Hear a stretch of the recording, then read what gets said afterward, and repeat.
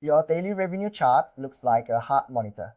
It spikes when a big order lands, flatlines on a quiet Sunday, jumps again on payday, and from one day to the next, you cannot tell whether the business is growing or quietly falling apart. Today, I want to walk through the moving average, the cheapest way to turn that jagged mess into a line you can actually read so you stop reacting to every bump and start seeing the trend underneath.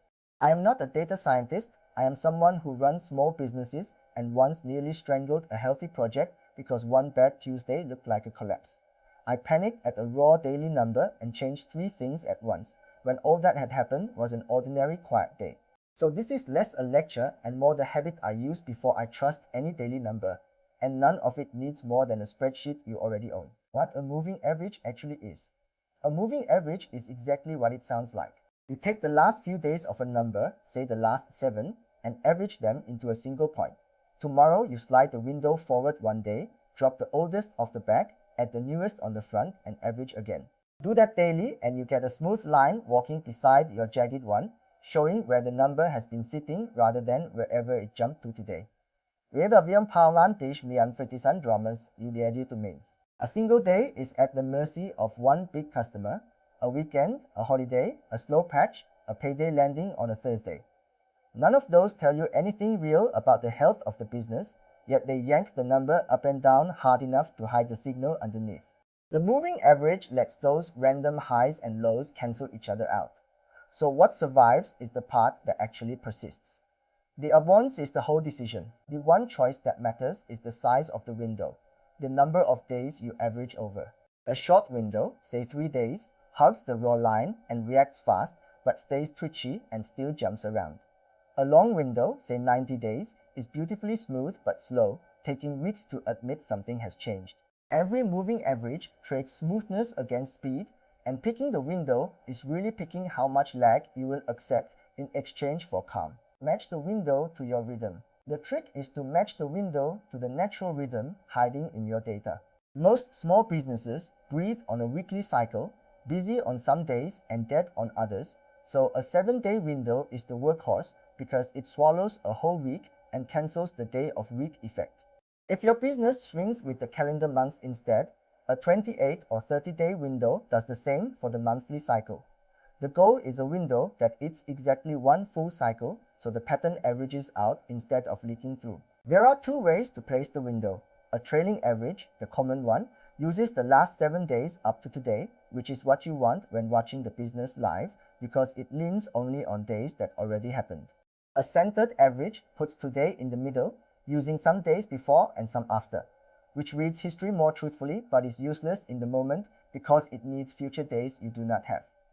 Live, you trail. Looking back, you can center. The lag you are paying for, the price of that smoothness is lag, and it is worth feeling in your bones.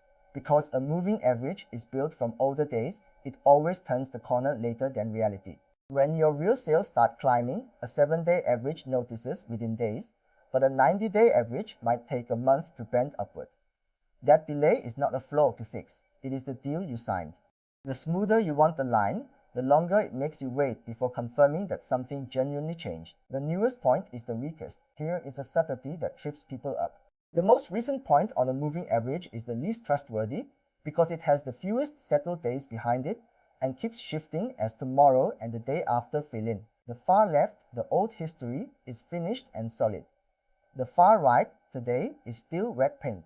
So put most of your faith in the established part of the curve and treat the very tip as a provisional guess that has not finished forming. The smooth line is a lens, not the truth. It is easy to fall in love with the clean line and forget the bumps really happened.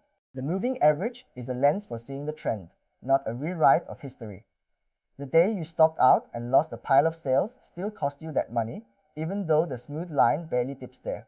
So use the average to judge direction, but keep the raw line in view for the events because the smoothing that helps you see the forest will happily hide a tree that fell on your foot. Plot both lines together. That is why I almost never look at the moving average on its own.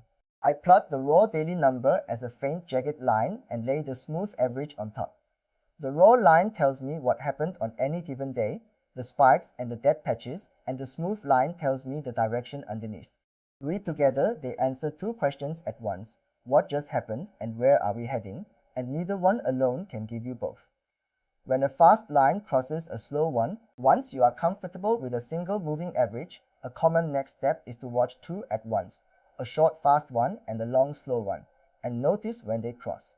When the fast line pushes up through the slow line, the recent trend is running hotter than the longer trend, and the reverse when it drops below. It is a rough momentum read, useful for catching a turn early. Treat it as a nudge to look closer though, not a rule that decides anything on its own. Seasonality is a pattern, not noise. Be careful not to smooth away structure that means something.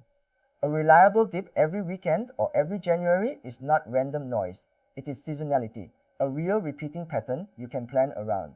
If your window is shorter than the season, that pattern still ripples through the average and confuses you.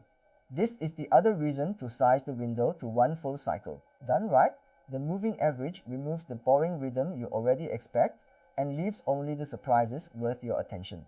The weighted cousins. There is a variation worth knowing, the weighted or exponential moving average, which gives recent days more say and older days less.